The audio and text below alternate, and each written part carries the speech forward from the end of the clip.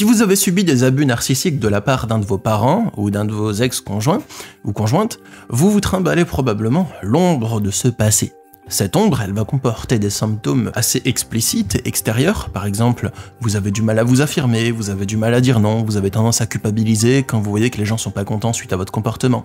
Mais il y a aussi des symptômes plus profonds. Par exemple, ne pas savoir qui on est, être comme enfermé à l'intérieur de soi-même, être en conflit intérieur. Et ces symptômes, ils peuvent résulter des abus narcissiques que vous avez vécus. Aujourd'hui, dans cette vidéo, je vais vous donner des conseils pour vous reconstruire, pour revivre après avoir subi des abus narcissiques de la part de l'un de vos parents ou d'un ex-conjoint pendant très longtemps. Et pour ceux qui ne savent pas ce que c'est que des abus narcissiques, vous pouvez regarder ma première vidéo, il y a le lien dans la description sous cette vidéo, 9 signes que vous avez subi des abus narcissiques de la part de l'un de vos parents. C'est parti, je vais vous donner 3 conseils importants, et pour ça je vais vous parler de 3 défis auxquels vous êtes confrontés si vous vous trouvez dans ce cas. Je vous invite à vous installer tranquillement devant la vidéo ou à la laisser tourner pendant que vous faites autre chose, parce que c'est une vidéo où vous pouvez vous laisser porter par mes mots, on embarque dans un voyage intérieur, c'est parti les amis, let's go. Alors, le premier défi auquel vous allez être confronté si vous avez subi des abus narcissiques de la part d'un parent, c'est que vous devez vous construire un avis de vous-même qui va être basé sur votre propre réflexion. Vous devez apprendre à penser par vous-même, mais à propos de vous-même. Et c'est beaucoup plus dur que ce que vous croyez. Peut-être que vous vous dites « oui, c'est facile de penser par soi-même ». Peut-être. Mais rappelez-vous, les pensées, elles vont s'ancrer en vous, elles vont se solidifier, elles vont générer des conditionnements, des habitudes, des sentiments. Je veux dire, quelqu'un qui a l'impression qu'il n'est pas légitime de se lancer dans sa carrière de rêve, souvent il ne le pense même plus. C'est quelque chose qui est ancré dans son corps, dans ses émotions, ça vient tout seul, comme un réflexe. Le défi, ça va être d'apprendre à penser par vous-même, sur vous-même. Et si je vous dis ça, c'est parce que souvent, vous pouvez être confronté à de la culpabilité quand vous vous épanouissez et que certaines personnes ne sont pas contents ou contentes quand vous choisissez de vous épanouir. Ou bien, vous avez un sentiment de devoir des choses aux autres personnes. Comme si vous étiez redevable aux autres et pas de choses saines. Je parle pas de redevabilité saine. Je parle pas d'un engagement que vous devez tenir ou d'un service que vous devez rendre. Je parle d'une redevabilité malsaine. Une redevabilité malsaine, qu'est-ce que c'est? C'est quand vous avez l'impression que vous devez quelque chose à l'autre et que cette chose, c'est pas un truc que vous pouvez payer en une fois et que c'est fini. Que c'est quelque chose qui traîne dans le temps. Des fois, on peut avoir l'impression que on doit être malheureux par solidarité pour l'autre, par exemple. Ça, c'est une redevabilité malsaine. Ou bien que, parce que nos parents se sont occupés de nous, eh bien, on leur doit de suivre les rêves qu'ils ont prévus pour nous, alors que c'est pas les nôtres. Ça, c'est aussi une redevabilité malsaine. Et des fois, il y a des redevabilités qui sont même pas exprimées, des sentiments d'être redevable où vous savez même pas concrètement ce que vous devez à l'autre, mais vous avez l'impression que vous lui devez quelque chose, alors vous vous sacrifiez en permanence pour essayer de faire ce qu'il attend de vous. Pour donner un autre exemple, peut-être que votre conjoint ou votre conjointe vous demande de faire des choses qui sont pas bonnes pour vous, qui vous mettent pas du tout en joie, qui vous éteignent. Et quand vous faites pas ces choses, vous avez l'impression que vous êtes une mauvaise personne parce que vous refusez de vous éteindre pour faire plaisir à l'autre. Ça encore, pour moi, c'est une ombre que vous pouvez trimballer d'un conditionnement que vous avez subi à cause d'un parent toxique. Ça aussi, c'est quelque chose qui a pu se construire dans un passé avec des parents toxiques. Et pourquoi je parle d'apprendre à penser par soi-même, à propos de soi-même, c'est parce que souvent, l'avis qu'on a sur nous-mêmes, il va être construit durant notre passé. C'est important que si cet avis, il nous dessert, bien c'est important qu'on en prenne conscience que cet avis, il est présent et qu'on arrive à le dépasser et à se construire un autre avis de nous-mêmes dans le présent. Moi, je l'ai fait, c'est quelque chose qui est possible. Je sais ce que vous vous dites, que j'ai des capacités de super coach hors du commun et que j'ai une musculature rutilante et que vous avez jamais vu ça, mais c'est pas pour ça que je l'ai fait. Je suis un être humain comme vous. Je plaisante les amis. Mais je suis un peu à l'ouest, j'ai une rhinopharyngite là depuis une semaine. Elle part pas, j'en peux plus. Je passe la nuit à cracher des molars. Je me racle la gorge. Mon voisin le pauvre, il doit m'entendre toute la nuit faire Waktu. Non les amis. Bon, pour revenir à notre sujet, pas la rhinopharyngite galopante, mais pour revenir à notre reconstruction. C'est important de voir quand vous êtes parasité par vos conditionnements. Quand vous avez l'impression que vous êtes une mauvaise personne parce que l'autre vous voit comme une mauvaise personne, posez-vous la question à vous-même. Et moi, qu'est-ce que je pense de ça? Quelle est la pensée que l'autre a de moi? Et moi, qu'est-ce que j'en pense? C'est important que vous vous posiez régulièrement ces questions pour arriver à court-circuiter les mécanismes automatiques en vous. Parce que si à chaque fois que quelqu'un est déçu de vous, vous allez vous mettre à culpabiliser, ça va pas, vous allez vivre prisonnier de la culpabilité liée à la déception.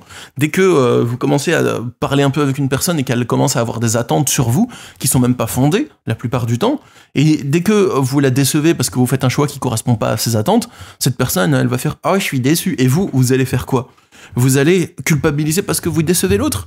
Et si vous avez affaire à une personne qui est pas assez mature pour se hisser au-delà de sa déception et dire bon, je suis déçu mais ça m'appartient, fais tes choix, et ainsi de suite. Si vous avez une personne qui joue vraiment le chantage affectif avec vous, qui manipule là-dessus, vous allez être tout le temps prisonnier de votre déception. Vous pouvez pas vivre comme ça, les amis. Il faut réagir, faut sortir de là, c'est important.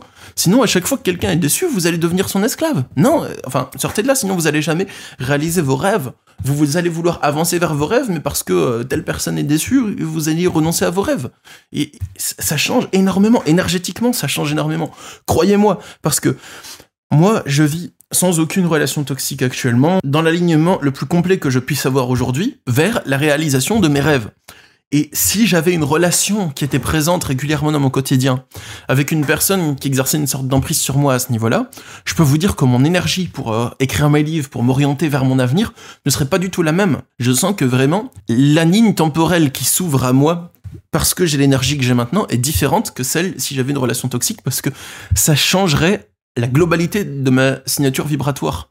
Même si cette relation toxique ne parasitait que 20% de mon énergie, ça changerait la totalité de mon énergie globale, en fait. Je serais pas orienté dans le futur de la même façon. Donc c'est important de faire ça. Donc mon conseil, pour récapituler un conseil très concret, c'est quand vous avez de la culpabilité, ou du sentiment d'être redevable, ou du sentiment d'être une mauvaise personne, que ce sentiment se manifeste en lien avec ce qu'une autre personne pense de vous ou ressent de vous, posez-vous la question suivante. Quel est l'avis que l'autre personne a de moi ? Et ensuite, posez-vous la deuxième question. Et moi, qu'est-ce que j'en pense ? Quel est mon avis sur moi-même ? Est-ce que je suis en tort ou non ? Quelle est ma part de tort ? Quelle est ma part de justesse ? Vous pouvez vous poser ces questions et je pense que ça peut vous aider vraiment à reprendre une réflexion sur vous-même et à recentrer votre énergie. Pour vous donner un exemple, admettons que régulièrement, il y a un de vos potes qui vous appelle et tout le temps il se plaint. Mais c'est même pas genre ça va pas dans sa vie et il veut se confier, c'est genre non, il râle, mais pour tout et tout le temps. C'est pas genre il a un problème, il veut se confier une fois. Et ce sont des choses qui arrivent. Non, c'est vraiment, il vous balance son énergie négative, il se plaint de sa chef, il se plaint de ses parents, il se plaint tout le temps. Et dès que vous l'avez au téléphone, qu'il vous envoie de l'énergie négative pendant de longues minutes et il se tape des longs monologues, des longues logorées où il se plaint. Et vous avez pas envie de vous infliger ça. Déjà, vous avez pas le temps, parce que vous avez votre travail, envie de voir d'autres amis qui sont plus positifs. Enfin voilà, vous avez pas le temps. Et en plus, vous avez pas l'énergie à ça, parce que lui, il va mieux après vous avoir parlé. Mais vous êtes complètement vidé, donc ce que vous allez faire, c'est expliquer à votre pote que vous êtes d'accord de continuer à échanger avec lui. Ça vous fait plaisir. Mais par contre, vous n'êtes plus d'accord pour accueillir ses plaintes. S'il veut vous parler maintenant, soit il doit avoir une démarche constructive, chercher des solutions, soit il doit vous parler de choses positives. Mais si c'est juste pour se plaindre, vous n'êtes pas intéressé, tout simplement. Et si cette personne, là, votre pote en question, il est déçu, et il vous fait des reproches, et il vous amène à culpabiliser, posez-vous la question, quelle est l'image que l'autre a de moi ? L'image que l'autre a de vous, c'est une personne égoïste, et pourquoi ? C'est parce que vous refusez d'écouter ces plaintes qui sont négatives pour vous. Et vous, qu'est-ce que vous en pensez ? La réponse saine pourrait être « J'ai bien réagi, car je me suis préservé. Je lui ai posé une limite, mais tout en lui laissant la porte ouverte, et lui ne voit que ce que je lui enlève et ne pense pas à moi, il n'a aucune empathie. Donc, j'ai bien fait d'agir ainsi. » Et hop, vous convertissez votre pensée. Vous êtes plus dans la culpabilité, mais vous êtes dans le sentiment d'être légitime à ce moment-là. Et plus vous allez faire ça, dans plein de situations différentes, plus vous allez reprendre contrôle de ce qui se passe à l'intérieur de vous-même. Mais les amis, ne regardez pas juste mes vidéos. Si ça vous parle, appliquez-le. Regardez mes vidéos, c'est bien. Ça peut vous aider. Et moi, ça me fait du watch time, et c'est bien pour l'algorithme. Mais ne faites pas que ça. Appliquez les conseils qui sont dedans. Le deuxième défi, maintenant, après apprendre à penser par soi-même à propos de soi-même, le deuxième défi, c'est apprendre à s'extraire et à envoyer chier. Voilà. C'est autre chose, vous allez voir, vous allez comprendre. Ce défi vous dit qu'il faut vite s'unir. Nul n'a envie de subir. Bon, souvent on essaye de composer avec les personnes qui sont très complexes. On essaye de composer avec elles, on essaye de pas les énerver, de pas les frustrer, de pas les blesser, de pas les décevoir. Et on essaye de se contorsionner dans des relations très risquées et minées pour ne pas déclencher des émotions désagréables chez l'autre. Avec les personnes qui ont des communications compliquées, on essaye de communiquer avec elles, mais elles disent pas les choses. Et comme elles disent pas les choses, parce qu'elles ont X raisons de pas les dire, parce qu'elles veulent pas créer des histoires ou je sais pas, mais elles se vexent quand même, et elles se blessent quand même, et vous sentez que l'autre n'est pas content, et vous le sentez, et c'est lourd pour vous, mais l'autre ne le dit pas, et du coup, c'est compliqué. Enfin voilà, toutes ces relations compliquées, là, où énergétiquement, vous sentez que vous êtes vraiment sur un terrain miné, qu'il faut faire très attention à ce que vous dites, à quand vous le dites, et que même ça marche pas parce que l'autre communique pas, ou qu'il est trop en colère et qu'il communique trop. Bref, toutes ces relations chiantes, là, souvent, on essaye de composer avec, on essaye de s'adapter à l'autre, ou bien on est contraint de subir le comportement désagréable émotionnellement parlant de l'autre. Mais je pense, moi, qu'il n'y a pas juste s'adapter ou subir, il y a aussi partir ou bannir. Si une relation est trop complexe, mais tout le temps, pas juste dans une période de crise, je parle, si vraiment une de vos relations, elle est chiante du début jusqu'à maintenant, que ça a toujours été comme ça, vous pouvez prendre des distances, c'est bien. Pourquoi je vous dis ça par rapport à se reconstruire? C'est vraiment changer ses schémas intérieurs. Au lieu d'avoir l'habitude de vous adapter, vous avez l'habitude de sélectionner. C'est pas la même chose. Moi, c'est comme ça que je fais dans ma vie. Je sélectionne les relations que j'ai envie de continuer et celles que j'ai envie d'arrêter. Et quand je dis ça, c'est pas prétentieux, c'est pas pour trier l'élite et au moindre faux pas, je vire les gens. Pas du tout. Au contraire, pour moi, une relation saine, c'est pas du tout une relation où au moindre faux pas, on dégage la personne. Je fonctionne pas comme ça avec mes amis. J'ai des amitiés de très longue date. Moi, je pense que ce qui va être déterminant, c'est la capacité de l'autre à rebondir après avoir eu des comportements qui sont pas forcément sains. Dans une relation de long terme, on va forcément avoir des moments où l'autre il fait quelque chose qui est pas correct, même avec nos meilleurs amis. Vous avez probablement un ou une meilleure amie, et cette personne, elle a un jour fait quelque chose qui était pas correct. Logiquement, envers vous, ça arrive, c'est la vie, c'est pas grave. Mais pourquoi est-ce que cette personne c'est encore votre amie aujourd'hui? Probablement parce qu'elle a arrêté, et que c'est pas quelque chose qui était là tout le temps, que c'est un truc qui arrivait de temps en temps. Ou bien parce que cette personne s'est remis en question par rapport à ce qui s'est passé. Et a dit « Ah oui, c'est vrai, j'aurais peut-être pas dû, je te présente mes excuses. » Et c'est comme ça que la relation évolue. Une relation qui est pas saine, c'est pas une relation où il y a juste un truc qui va pas, c'est une relation où continuellement c'est chiant. Continuellement, il faut vous contorsionner dans la relation. Et encore pire, quand vous essayez de parler avec l'autre de ce qui va pas, pour que ce soit plus agréable pour vous, ça crée des situations encore plus difficiles. Dans une relation saine, quand on va parler de ce qui va pas, ça va dénouer ce qui va pas. Dans une relation toxique, quand on va parler de ce qui va pas, ça va aller encore pire. Vous voyez, ça c'est aussi un signe pour identifier les relations toxiques. Donc comment moi je procède, c'est que plutôt que d'essayer de m'adapter et de me contorsionner dans des relations qui me conviennent pas, je vais plutôt avoir tendance à m'orienter naturellement vers des relations qui me conviennent. Et je vais pas essayer de me contorsionner dans des relations qui me conviennent pas. On peut discuter, on peut communiquer, mais si je vois que la relation y a rien à faire, bah y a rien à faire, hein, c'est comme ça. Et combien de fois en consultation, je vois des personnes qui vivent comme ça et qui me disent « Mais cette personne attend ça de moi, comment je peux faire pour honorer son attente ?» Et je lui dis « Mais t'as pensé à ne pas honorer son attente ?» Et la personne me dit « Oui, mais si je le fais pas, ça va être encore pire parce que telle personne va se mettre en colère. » Et je lui dis « Ouais, mais t'as pensé à t'extraire de sa colère ?» Elle se met en colère, bah tu pars. Alors l'autre va me poursuivre et vouloir se venger. « Oui, mais t'as pensé à bloquer la personne. » « Oui, mais si je le bloque, il va me harceler dans la rue. » Et t'as pensé à appeler la police? Enfin, moi, je vois vraiment les choses comme ça, mais sans aller jusque-là, des fois, les relations, bah, on arrête juste, et c'est comme ça, y a pas besoin de faire tout ça. Mais voilà, on va passer au troisième et dernier défi pour cette vidéo. Avant ça, abonnez-vous à cette chaîne YouTube pour être notifié de mes prochaines vidéos, les amis. Bon, le défi numéro 3, c'est se reconnecter à son enthousiasme. Et ça, c'est important, là. Depuis avant, je vous parle de déjouer les stratégies que vous avez à l'intérieur de vous-même qui vous empêchent d'être heureux à l'intérieur des relations. Mais là, on va parler juste de votre relation, de vous à vous-même. Pour moi, c'est vraiment la chose qui va être la plus importante à faire, vous reconnecter à votre enthousiasme. Parce que la relation d'abus avec des parents narcissiques, parce que c'est le sujet de la vidéo, hein, c'est le spectre de la vidéo, si on peut dire ainsi, c'est une relation qui va vous empêcher de vous connecter à votre enthousiasme.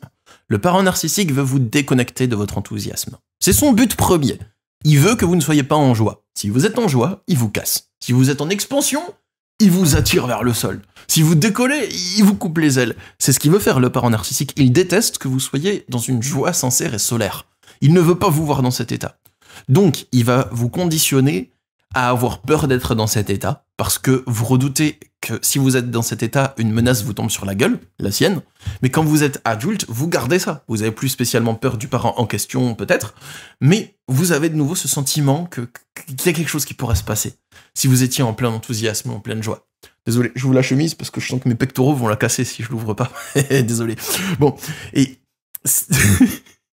Ou bien vous avez l'impression que c'est mal d'être en enthousiasme, ou encore pire, vous savez plus comment l'être. Vous n'êtes plus habitué à écouter votre enthousiasme. Vous êtes habitué à le renier. Donc, tout ce qui est enthousiasme en vous, c'est filtré.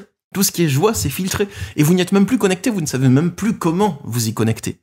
Et c'est là que va être la mission, vous reconnecter à votre enthousiasme. Alors, comment on fait pour se reconnecter à ce qui nous met en joie, en enthousiasme? C'est vraiment le mot-clé. Parce que joie, c'est trop abstrait. Pour quelqu'un qui n'a pas l'habitude d'être dans cette énergie, ça veut pas dire vraiment grand-chose. Oui, ça veut dire être content, sourire, mais on a du mal à vraiment savoir ce que c'est que l'émotion de la joie pour quelqu'un qui n'a pas l'habitude d'être dans la joie. On va parler plutôt d'enthousiasme, parce que c'est vraiment un sentiment qu'on peut ressentir, qu'on peut nommer, qu'on peut décrire plus facilement. Alors, premièrement, se reconnecter à son enthousiasme, c'est un processus graduel. Vous n'allez pas le faire en une seule fois, vous allez le faire petit à petit. De jour en jour, de mois en mois, de semaine en semaine, voilà.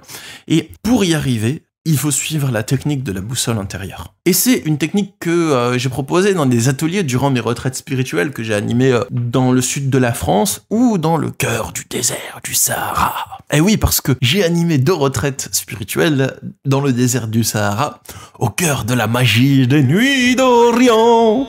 Bon, les amis, la boussole intérieure, qu'est-ce que c'est? C'est une démarche. C'est pas juste une chose, c'est une démarche. Ça veut dire que vous allez prendre du temps, dans un premier temps, vous allez prendre du temps pour vous demander qu'est-ce qui me met en enthousiasme? Qu'est-ce qui m'appelle? Qu'est-ce qui allume mon âme? Prenez du temps pour ça, pas 5 minutes, prenez au moins 30 minutes. Allez marcher dans la nature de préférence, ou à la mer de préférence. C'est les meilleures choses. Marcher dans la nature ou à la mer. Soyez pas statique, soyez en marche. Ça aide bien. Et demandez-vous qu'est-ce qui allume mon âme? Vous n'aurez pas de réponse absolue. Vous ne saurez pas quelle est la réponse absolue. Mais vous aurez des idées de ce qui allume votre âme déjà un peu plus que maintenant. Et vous allez essayer cette chose. Ensuite, laissez reposer votre idée donc. Essayez au bout de quelques jours, elle est toujours valide. Essayez-la, appliquez-la, allez-y. Et quand vous l'appliquez, vous allez tirer une leçon. Telle chose me plaît moins. Ensuite, reprenez du temps pour vous dire qu'est-ce qui allume mon âme? Qu'est-ce qui me met en enthousiasme? Appliquez la chose qui allume votre âme et vous met en enthousiasme, et ainsi de suite. Et il y a des idées qui vont venir hors de ce processus. Des gens qui vont vous proposer des trucs. Par exemple, moi, j'ai une amie qui m'avait proposé une retraite ayahuasca au Sahara aussi, donc une à laquelle j'ai participé dans le Sahara, en dehors de celle que j'ai animée. Quand elle me l'a proposé, directement, mon compteur d'enthousiasme, il a fait x1000. Je dis, ok, let's go. J'ai appelé un ami. Je lui ai dit, ça te dit, on y va ou quoi? Il m'a dit, attends, faut que je vérifie pour les finances. Mais après, il était chaud patate et moi aussi. Donc voilà, là, l'enthousiasme, il s'est activé directement. Et puis voilà, comme j'ai eu une amie qui m'a proposé de passer le nouvel an, et directement, enthousiasme, compteur, oui, let's go. Ça, il faut saisir ces appels-là d'enthousiasme. La boussole intérieure, pourquoi j'appelle ça comme ça? C'est parce que vous allez vous laisser guider par la boussole de votre enthousiasme. Soit en écoutant les appels d'enthousiasme spontanés qui se manifestent en vous, soit en procédant à une introspection et à une recherche intérieure pour laisser éclore des idées dans votre esprit. Et plus vous allez le faire, plus vous allez mettre dans votre vie de l'enthousiasme. Et plus vous allez vivre de l'enthousiasme, plus vous allez vous y habituer, vous y ouvrir et en demander encore plus jusqu'à ce que vous soyez totalement aligné sur la joie et l'enthousiasme. Moi, je peux dire que dans ma vie actuelle, je suis totalement aligné sur ma joie et mon enthousiasme. Tout ce qui m'enthousiasme, je le fais. Tout ce qui perturbe ça, je le fais pas. Enfin, sauf si je sens que c'est nécessaire et que je suis aligné avec. Si je suis pas aligné avec, je le fais pas. Je suis vraiment totalement aligné avec moi-même dans ma vie. Je sais que je pourrais l'être encore plus en m'ouvrant encore plus et en explorant encore plus cette lumière qui jaillit de mon cœur. Et ça va venir prochainement, c'est un processus, mais pour l'instant je suis le plus que je puisse l'être, et je continue d'avancer dans ce processus-là. Et ce parcours, il va être très difficile à mener, parce que là je vous parle des aspects positifs de ce parcours, mais il y a plein d'aspects très souffrants du parcours d'enthousiasme. Pourquoi? C'est parce que ça va vous amener à affronter vos conditionnements, et du coup à vivre des situations de conflit intérieur. Mais je vais pas développer dans cette vidéo parce qu'elle est déjà assez dense comme ça. Si vous souhaitez avoir plus de vidéos sur les conflits intérieurs, j'en ai fait plein. J'ai fait des vidéos sur mes 2 chaînes YouTube, cette chaîne-là et ma chaîne secondaire Stan Carré Journal de bord. Pour les voir, vous pouvez simplement taper Stan Carré, suivi du mot-clé conflit intérieur dans le moteur de recherche YouTube. Donc Stan Carré conflit intérieur, et vous allez trouver toutes les vidéos que j'ai faites sur le sujet, et j'espère qu'elles pourront bien vous nourrir et bien vous aider les amis. Voilà tout ce que je souhaitais vous dire pour la vidéo d'aujourd'hui, donc je vais récapituler les conseils. Premièrement, se constituer un avis de nous basé sur notre propre réflexion. Deuxièmement, apprendre à nous extraire et à envoyer chier quand il le faut. Troisièmement, nous reconnecter à notre enthousiasme. Et en guise de conclusion, je vous propose mes consultations. Je propose des consultations individuelles qui se font par Skype, Messenger ou téléphone. Et dans mes consultations, qu'est-ce qu'on fait? On peut dépasser des blocages que vous avez en vous, des situations compliquées où vous avez du mal à y voir clair. On peut avancer vers la reconnexion à votre enthousiasme et à ce que vous voulez vraiment dans votre vie, ou défaire des schémas toxiques ou bloquants à l'intérieur de vous. Et le propre de mes consultations, et leur gros point fort, c'est que chaque rendez-vous dure 1h30, ça veut dire qu'on a bien le temps de travailler en profondeur, et que je construis chaque consultation pour qu'elle vous soit utile et vous aide à avancer à elle seule déjà. Donc oui, on résout pas absolument tout en 1h30, mais en 1h30, vous avez bien avancé. Vous avez des nouvelles compréhensions, des nouvelles réflexions, des nouvelles choses à appliquer. Il y a de l'avancement, et un bon avancement, si vous l'appliquez. Et c'est mon but en consultation.